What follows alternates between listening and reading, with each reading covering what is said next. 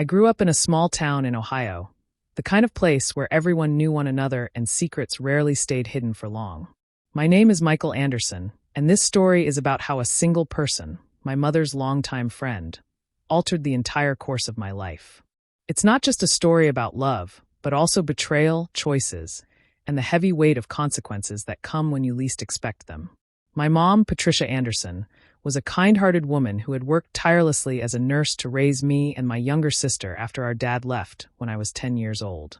She had a few close friends who would come around the house often, bringing laughter and support into our home. Out of all of them, the one who stood out the most was Linda Matthews. Linda was a woman in her early 40s, full of life, humor, and confidence. She had been divorced for years and didn't have kids, which gave her a freedom my mom didn't have. She dressed stylishly, carried herself with grace, and had a magnetic personality that drew people in. I was about 16 when I first noticed how different Linda was from other adults in our lives. She wasn't just my mother's friend. She quickly became a part of our household rhythm, showing up unannounced with groceries, cooking meals with mom, or helping with little things around the house. At first, I thought of Linda as an aunt figure. She joked with me, asked about school, and even gave me advice when I was nervous about dating. But as I got older, things started to shift. By the time I turned 18, I had grown into my own person, taller, more confident, and ready to start college. I noticed Linda looking at me differently. Maybe I imagined it at first, but there were moments when her eyes lingered, when her compliments carried a weight beyond casual friendliness. I brushed it off, thinking I was reading too much into it.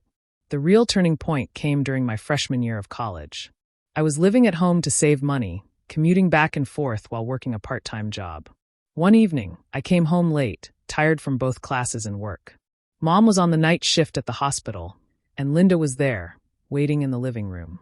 She had brought dinner for us, something she often did when Mom was busy. I remember sitting across from her at the kitchen table, eating lasagna, when she suddenly asked me, "Michael, do you ever feel like your life is moving too fast?" The question caught me off guard. I nodded, telling her about the stress of balancing school and work. She listened intently, her eyes softer than I had ever seen them. And then she said something that changed everything. Sometimes the people who change our lives aren't the ones we expect. That night, a line was crossed. It wasn't physical, but it was emotional. She confided in me about her loneliness, about her failed marriage, about the emptiness she sometimes felt despite her laughter and confidence.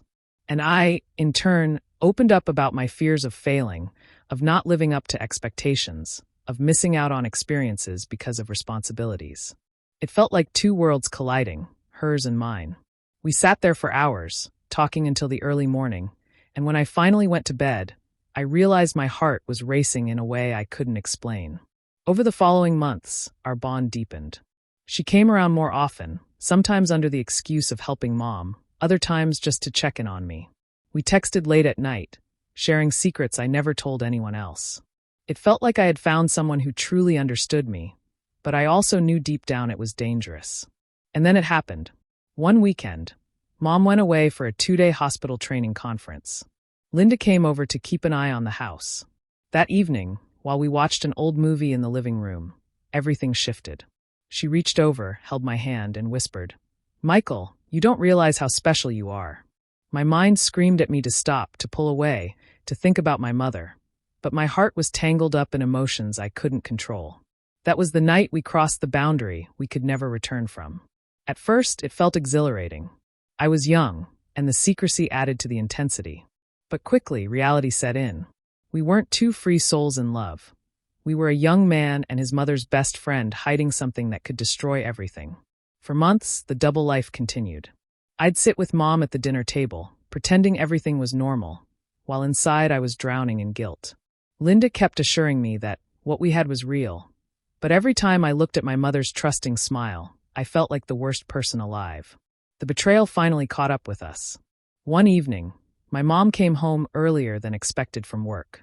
She noticed something was off, the tension, the way Linda and I avoided each other's eyes. That night, she confronted me privately. "Michael," she said softly, "is there something going on between you and Linda?" The world stopped spinning. I wanted to deny it, to lie, but I couldn't. I broke down and confessed everything. The look on my mother's face still haunts me. Shock, pain, disbelief. It was as if I had torn her heart apart with my own hands. She didn't yell. She didn't even cry right away. She just whispered, "How could you do this to me?" The fallout was worse than anything I had imagined.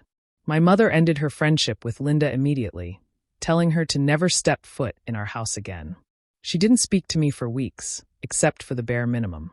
My sister was confused and angry when she eventually found out. As for Linda, she tried reaching out, but I ignored her. Suddenly, what once felt like love now seemed like poison. The guilt consumed me, and I realized I had ruined not only my relationship with my mother, but also destroyed her trust in people. The consequences didn't end there. Word eventually spread through our small town. People whispered, judged, and looked at me differently. Friends distanced themselves, and even at college, I felt the weight of shame. It took years, literal years, for my mother and me to rebuild our relationship. Therapy helped us both, but scars remain. Linda moved away not long after the scandal, and I never saw her again. Looking back now, I understand the difference between love and attachment, between passion and responsibility. What I felt for Linda may have been intense, but it was built on secrecy, betrayal, and selfish choices. It wasn't true love. It was an escape for both of us from the emptiness we felt in our own lives. The real lesson I learned is this. Every choice we make carries consequences, not just for ourselves, but for the people who trust and love us. My mother deserved better than what I gave her, and though she eventually forgave me, I will always carry the weight of what I did. So yes, my mother's friend changed my life, but not in the way I once thought. She changed it by teaching me the hardest lesson I've ever learned. Love without honesty and respect is not love at all. It's betrayal dressed in disguise. And that is a lesson I will never forget.